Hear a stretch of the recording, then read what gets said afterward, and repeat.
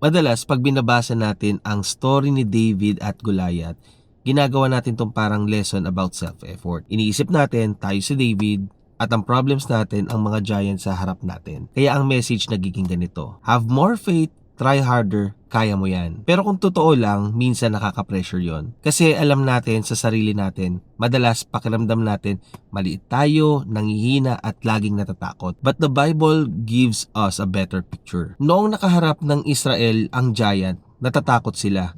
Sa sobrang laki ni Goliath, parang naging mas maliit ang tingin nila sa Diyos. Habang ang lahat nakatingin sa laki ni Goliath, si David, iba ang nakikita niya. Hindi niya nakikita kung gaano kalakas ang kalaban. Nakikita niya kung sino ang kakampi niya. Para kay David, hindi ito laban ng lakas ng tao. It was about trusting the living God at trusting sa name ni God. Pero ito yung turning point ng story. Hindi tayo si David. Kung tutusin, tayo ang parang Israelites. Natatakot, nanginginig, at walang kakayang talunin yung mga giants sa buhay natin.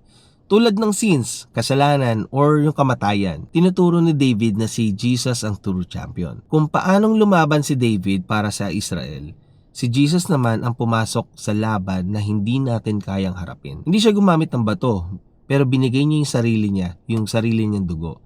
At doon niya tinalo yung mga kaaway na hindi natin kayang talunin. Kaya ang tunay na Christian courage, hindi yung kaya ko to. Ang tunay na courage ay Christ has overcome and I belong to Him. Hindi tayo lumalaban para manalo. Lumalaban tayo mula sa panalong nakuha na niya. Kaya huwag mong sukatin yung problems mo based sa lakas mo. Sukatin mo sila based sa holiness ni Christ. Napanalo niya na yung laban. Magpahinga ka na sa tagumpay niya at lumakad ka na may confidence sa finish work niya.